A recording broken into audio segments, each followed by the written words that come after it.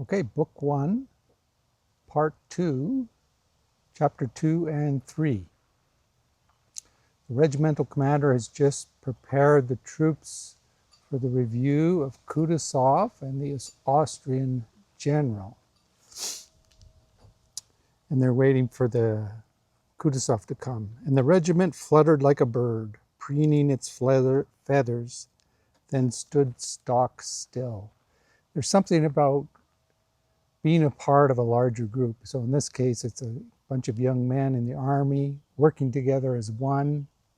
It might be something else if you've been part of a team of some sort, or some choreography, or some sports team, or some group of people of which you're all moving together as one. There's something very satisfying about that. And certainly for young men in the right context, being part of the army can be that.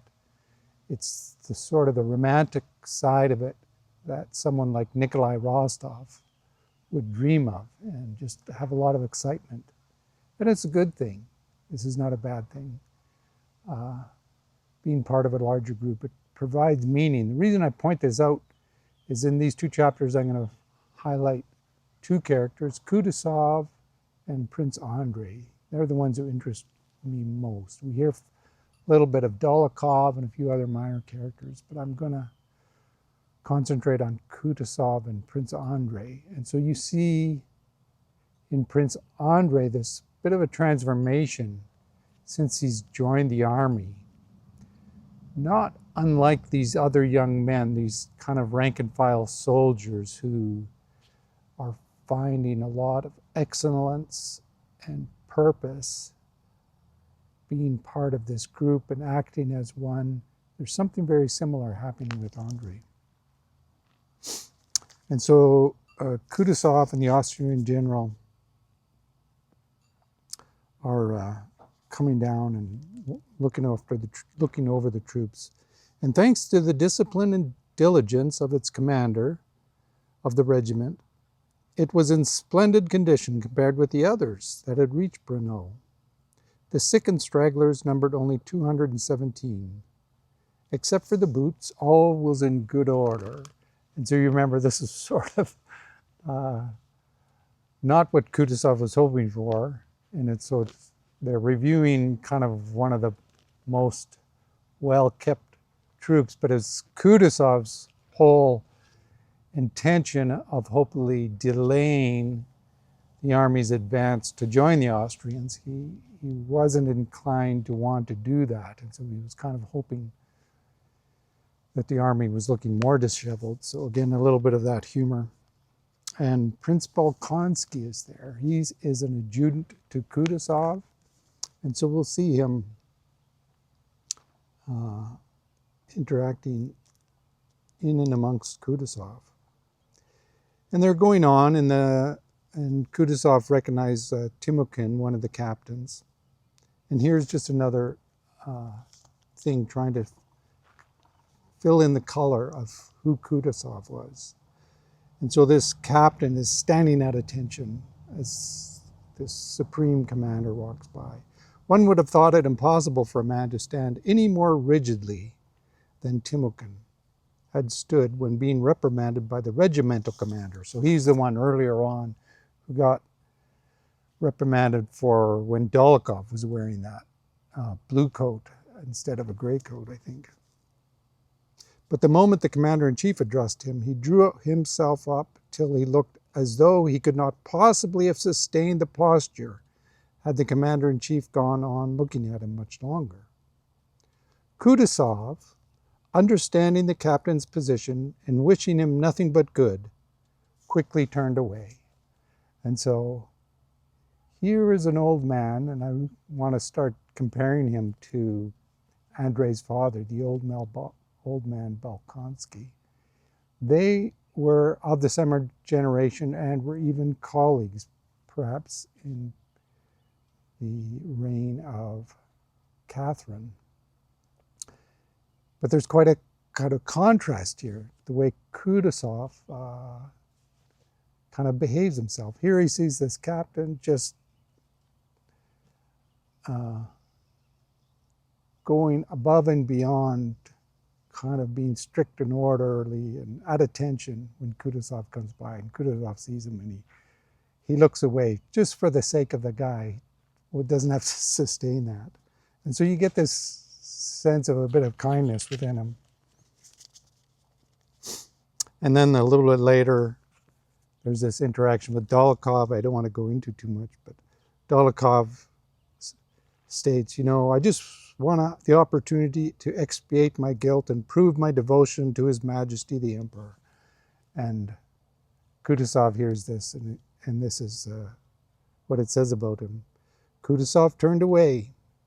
There was the same twinkle in his eyes as when he had turned from Captain Timokhin, and he knit his brows as if to say that everything Dolokhov had said or could have said he had long since known, and that it wearied him and was not at all what was required. And so you get this graciousness. Kutuzov, he's the top dog here. He's got generals of the opposing army, captains, regimental commanders, everyone, rank and file soldiers, everyone's coming to him to get his opinion, to appeal to him. And you can see in this thing, you know, there's a weariness to it of his role, but he's still sharp enough and keen enough and gracious enough to let it all happen and sort of roll off his back, even the moments that are kind of tiring to him. And sort of this is his role. It's a very gracious diplomatic role to be kind of the king of the hill and everyone's coming to you.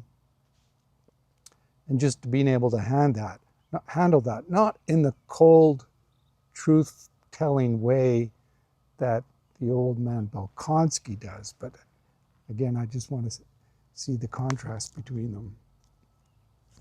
And so the review is over, and Kutuzov and the Austrian general go away, and the soldiers have to continue marching for a time. And on their march, this is a little while later, Kutuzov and his suite were returning to town, and they were hearing all these soldiers. They're singing a marching song, and they're kind of in good spirits since the review from their commander went well, and everybody's in good spirits, and they're marching along to their destination or their camp. And Kutuzov and his suite happens to come on horseback in a carriage back through, and they see him. And the commander-in-chief made a sign for the men to continue marching at ease. And he and all his suite looked as though they had enjoyed the sound of the singing. And so just another real small sentence here, but just another gesture of Kutuzov putting at ease the people around him, and or just dealing with the situation and sort of de-escalating the importance of it. And it's kind of just being able to get on with things in a very practical manner. So I kind of like Kutuzov quite a bit, as shown in these interactions. And then in chapter 3, we see actually Kutuzov interacting with the Austrian general. This is not General Mack, but it's Austrian general. And the whole context, again, is the Russian army is supposed to be meeting up with General Mack and the Austrians to help them confront and battle Napoleon. And Kutuzov's not real keen on this, and I wouldn't be either. Like, he's got this Austrian army, and the whole pretense or plan of it was the Russian army was to join the Austrians, and then the Austrians would sort of be in charge of everyone. And I think Kutuzov is kind of like, I'm not too sure if that's a great idea. Plus, there's kind of hints that the Austrian army might not be in a great position. And so Kutuzov doesn't want to bring his army into this mire of a situation so quickly. And so he's debating with this Austrian general who's kind of like, yeah, you got to come, you got to come. And the whole vibe of Kutuzov is, well, you know, you guys are doing such a good job on your own. And, you know, remember the state of our army, kind of like, we can't just get there so fast. And I'll just read little snippets here. I should have long since have joined the Archduke, and believe me on my honor, for me personally, it would have been the most gratifying to hand over the supreme command of the army to a better informed and more skillful general, of whom Austria has such an abundance. But circumstances are simply too strong for us. This is Kutuzov talking. And Kutuzov smiled in a way it seemed to say, you have a perfect right not to believe me. And it is a matter of complete indifference to me whether you do or not. But you have no cause to tell me so. And that is the whole point. And so you can see this much higher skillful way of dealing with things compared to the old man Bolkonsky. You know, you may know the truth, you may have knowledge, and you may speak the truth, but what matters even more is how you do it. That I've seen that time and time again, how you do it. And Kutuzov is 10 out of 10 knowing how to handle this sort of thing. The old man Bolkonsky, 0 out of 10. It even got him exiled to his estate. Whether or not you believe me, it doesn't matter to me. And of course, the Austrian general's kind of like, well, we'd still very much like you to hurry up. And then Kutuzov refers to these letters, like they're getting these correspondence. This isn't the world of the internet or the telephone.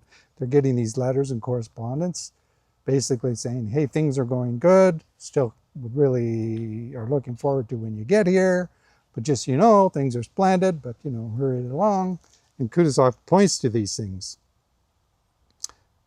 In fact, the last letter he had received from Mack's army did inform him of a victory and stated that strategically the army's position was most advantageous. And so it's like Kutuzov is using this as a lever. It's kind of like, there's no real rush to get there. You guys got this. You guys got this sorted. And just this kind of diplomatic exchange goes on and on. And then Kutuzov, he turns to Prince Andrei.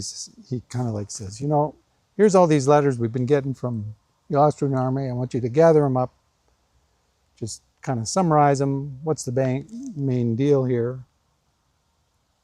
And Prince Andrei bowed his head, indicating that from the first word he understood not only what was said, but also what Kutuzov would have liked to have said to him. He gathered up the papers and with a low bow that included both men, moved quietly over the carpeted floor and out of the waiting room. And here's a little insight into Prince Andrei. Though not much time had passed since Prince Andrei had left Russia, he had greatly changed during that period. In the expression of his face, his gestures, his walk, there was scarcely a trace of his former affectation, his lassitude and his indolence. He had the look of a man who has no time to think of the impression he is making on others and who is occupied with agreeable and interesting work. His face expressed greater satisfaction with himself and those around him. His smile and glance were brighter, more attractive. And so going back to the beginning, so there's 2 points I want to make here. Remember how all the rank and file soldiers, they fluttered like a flock of birds and then stood still. There's something captivating, especially for young men, but people old as well. And women, old women as well, young women. Being part of something greater than yourself can provide an external order and satisfaction that you yourself can't manage for yourself. And so you see here, remember, Andrei He's growing in intelligence, and he's starting to see through, poke holes in some of the philosophies of life, the culture of it, perhaps the religion of his sister, perhaps the strict order of his father, and other philosophical matters. And it's leaving him basically depressed. He comes and joins the army, and here is something that gives his life meaning. He hasn't yet got to the point of intelligence to poke holes in that, but here is something that is giving his life meaning and order, and as a result, he's happier. He's finding a purpose. He doesn't quite see that this is something he could choose for himself. You know, he hasn't reached that next level of being able, if he couldn't have done this, to stay at home and make this sort of choice, find the meaning in life on his own. He's not at that level. And another point is the influence of Kutuzov. He is one of the main adjutants helping Kutuzov. You remember, under the influence of his father, how he is. When he's near his sister, how this other personality comes forth. So it's not only being in the army and with this purpose that it provides, but I think it's being near Kutuzov. And so we could say romantically, Kutuzov might be the father Andrei needs, I think. Kutuzov is the father that could cultivate all that is good within Andrei's intelligence and cultivate it for further self-awareness and development. And so this is in part why I contrast the two, Kutuzov and the old man, Bolkonsky. And so I find that very interesting. And it even says here about Kutuzov and Prince Andrei were old comrades. And so here are two people, old people, in different places, at different situations in their life, but you see how Kutuzov is handling life much more helpfully, you could say. And we're going to hear a lot more from Kutuzov and Prince Andrei. And then, actually, the chapter's not quite over. To the surprise of everyone, General Mack shows up. And like, this is, you remember the delay. There's a delay in the transfer of information. So there's this hinting at, you know, in the formal letters, the Austrians are kind of like, yeah, we got this under control. Informally, there's these hints that no, things are kind of not going so well. And then surprisingly, General Mack shows up. You see, and Kutuzov comes to him. You see before you the unfortunate Mack, he said, his voice breaking.